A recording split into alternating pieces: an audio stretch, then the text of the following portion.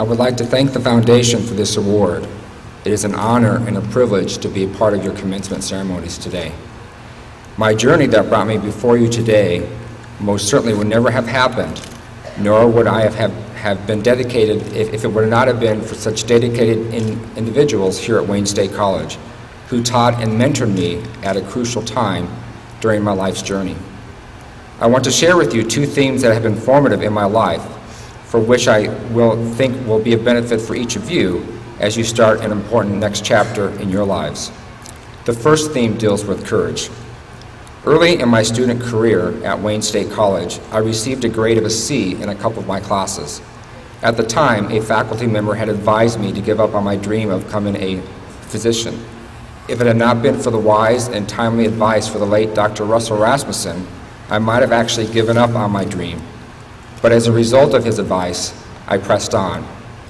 Not only did I earn my medical degree, but I also learned a valuable life lesson, and it is this: never let anyone stand in your way of achieving your dream. It's okay if you decide to change your course in life, but don't let someone else make that decision for you. The late Steve Jobs said it best: have the courage to follow your heart and intuition. They somehow already know what you truly want to become. Everything else is secondary. About 3 years after beginning my employment as a staff psychiatrist, I felt like something was still missing in my life. I therefore began to open my mind and heart to what has become a deeper calling. Outside of my full-time work as a clinical psychiatrist, I began to focus my energy on helping those who were being bullied. People can be bullied for many different reasons. I began to speak out publicly for those who were being bullied on the basis of their sexual orientation or their gender identity. When I was growing up, I was bullied for being gay. Not only was I bullied by my classmates, but I was bullied by my own father. And I knew then, as I know now, that I do not ever want any child to go through what I went through when I was young. My pathway of community service started 12 years ago, right here at Wayne State College. Having been a closeted gay student athlete at Wayne State in the late 1980s, I knew from personal experiences the challenges which gay students must face. I wish to help students, both gay and straight, have a better understanding of how bullying impacts everyone and education, and how homophobia damages everybody. It took tremendous courage for me to speak publicly about this, being gay, a topic that I greatly avoided when I was a Wayne State student myself. But I pressed on, and over the years, as a result, I've been able to speak at other colleges, medical schools, physician audiences, and even national and international medical conferences.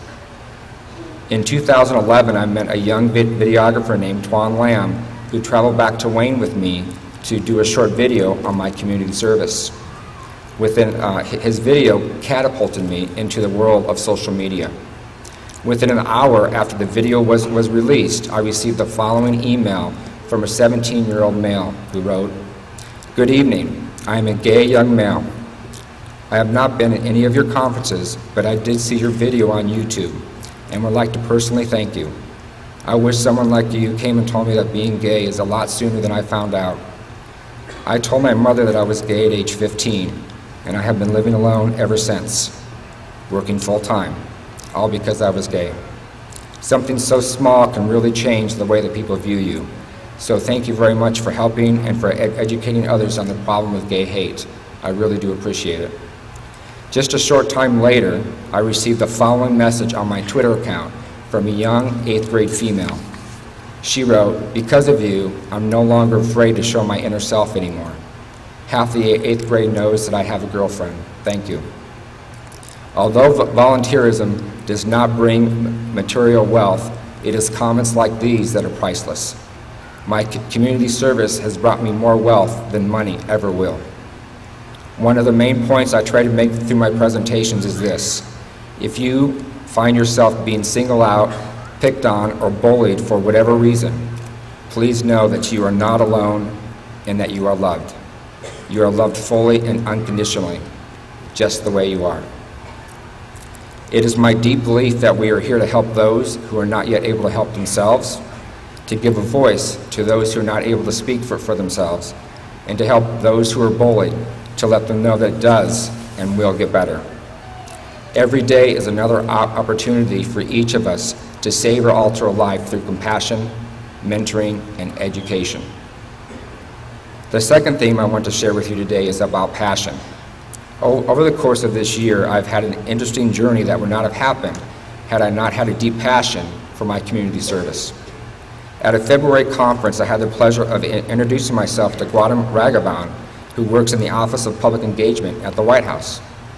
I spoke of my passion and desire to help those who are bullied.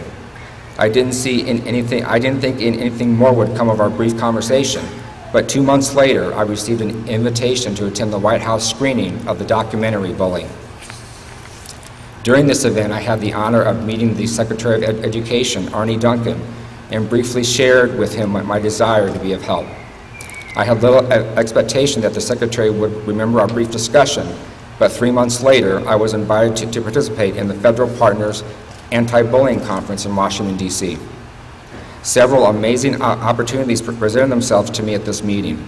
I was able to both introduce myself and speak of my community service to the Secretary of Health and Human Services, Kathleen Sebelius, then later to the Senior Advisor to the President, Valerie Jarrett.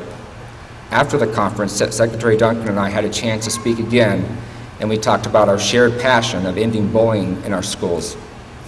I want to share something with you that Secretary Duncan said during his presentation that day. He said, "If we fail one child, then we fail ourselves and we fail our country. Our children and our nation deserve better."